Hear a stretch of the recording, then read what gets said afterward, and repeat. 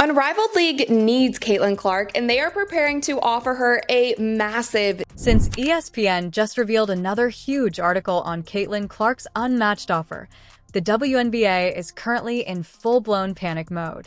Let's face it, the WNBA saw this coming. Caitlin Clark is the sole bright spot who has been driving the WNBA to unprecedented heights. But what did she receive in return? Oh, a ridiculous $775,000 raise on top of a complete package of physical and racist harassment, all while earning millions of dollars for the league. People are having to move their venues when she comes to play, and she's getting paid like $75,000 a year. She should be one of the top paid players in the world just for the sheer numbers that she's bringing. However, the unmatched recognize the worth of a true star and are not only providing her with a safe haven where she will be honored, but they are also paying her for her talent. There will be no more hurtful remarks or disparaging remarks about her skin tone. Let me tell you the specifics. I promise it is well worth the money. It has also been reported that Unrivaled 3-on-3 League offered Caitlin Clark significant equity in the league and a salary that is over $1 million. With a shocking announcement, ESPN revealed that a major international league had offered Caitlin a staggering $1 million for just 3 months. This is not a seasonal salary. Rather, it's nearly 15 times what the WNBA was paying her for the entire year, and all they're asking her to do is play for 3 months. It's as if Unrivaled simply showed up and said, "Hey, we actually recognize talent, and we're ready to pay for it." Meanwhile, the WNBA is still acting like she's a rookie on a trial run, and in addition to the money, Unrivaled is offering the full VIP experience, including first-rate facilities, an elite medical staff, and a comprehensive support system. They're giving her a red carpet that the WNBA was unaware of, essentially saying, "Hey, we've got your back," while the WNBA was busy allowing her to be abused without any assistance. Something that I've also been thinking about, and I've told you guys in the past that I do work with. When Caitlin Clark took the court, it was a packed house, and fans were buying her jerseys as if they had disappeared.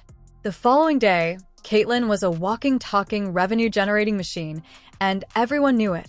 She was not just playing, she was running a one-woman show that turned the WNBA into a gold mine.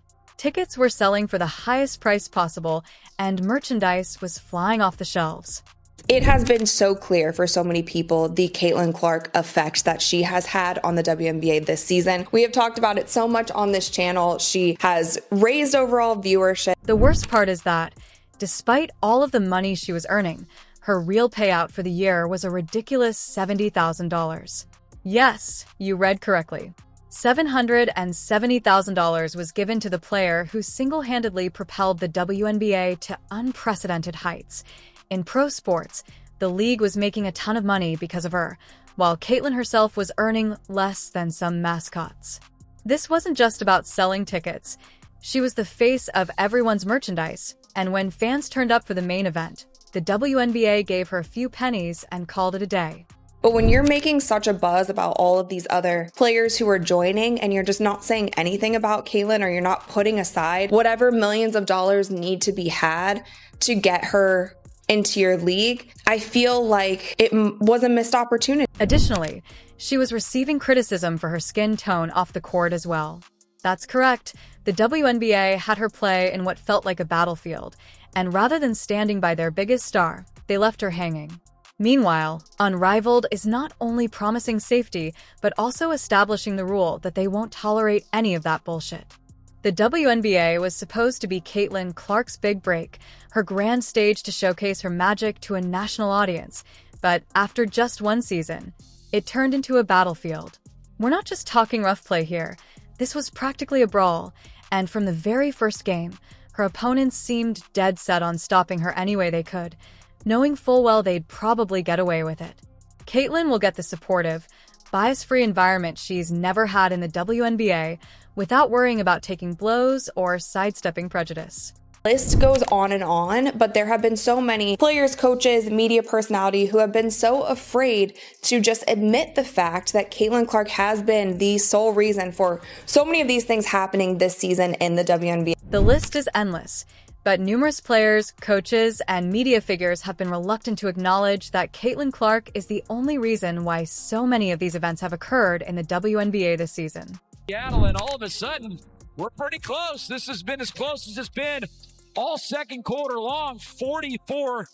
Let's talk about the incident that everyone remembers. Angel Reese, yes, that Angel Reese, went straight for Caitlin's head during one of the season's most heated games. We're talking about it without any subtlety or holding back. The crowd, commentators, and cameras all witnessed it, but the referees went completely blind. There was no foul, no whistle, and Caitlin had to just shake it off and continue playing even though she was obviously stunned. Seen it? Ain't nobody go for a ball like this and then their hand go down like this. You go to block the ball, you would think she would do this or to poke it out like this. How are you going to go for the ball like this and then have your hand come down and hit it right in the eye? Intentional. Then came the playoff nightmare, which drove supporters insane. Once more, the referees simply shrugged, found no infraction, and acted as though Caitlin was an invisible athlete who didn't require any protection after she got a vicious eye poke, not a light tap, but a strike severe enough to take her off her game and put her at risk for actual injury. They hate her because she's white, she's straight, and more importantly, she's better than everybody else. Period. End of story. After all of this, Caitlin finally reaches her breaking point during one of those extremely stressful times, at which point she lets out her rage and slams as though they had been waiting at this moment. The referees suddenly have excellent vision and call a foul on her after the stanchion. It seems that letting out her frustration on a piece of equipment was a warning sign, but her being literally smashed in the face or poked in the eye was a fine play. This wasn't an isolated incident. Rather, it became a season-long trend that fans couldn't ignore. Consider this. Every time Caitlin was knocked down, the WNBA hardly acknowledged her. It was as though she were just another player, as if she hadn't brought them record-breaking ticket sales and viewership. Caitlin was expected to play by a single set of rules, while her opponents appeared to have unrestricted access to pursue her. However, the referees weren't the only ones who dropped the ball either. The league refused to even mention it after that playoff eye injury that clearly impaired her vision. Did they release a statement or express any concern? Nope, everything went as usual. Keep quiet and hope she recovers and acts like nothing happened. Will be interesting to see how well this league does, how much these women get paid, if there are any significant injuries. And that's where Unrivaled comes in.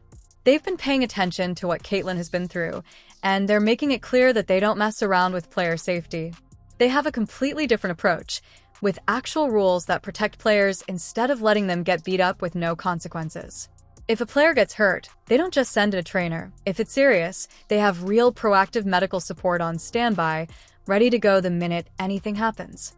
We're talking about immediate, top-level care, not a haphazard attempt to bandage them and wish them luck.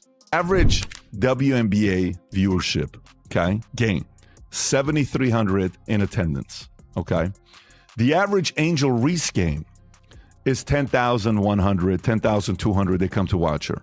You know what the average attendance is when Caitlin Clark plays home or the road? What? 15,300, Wow. okay?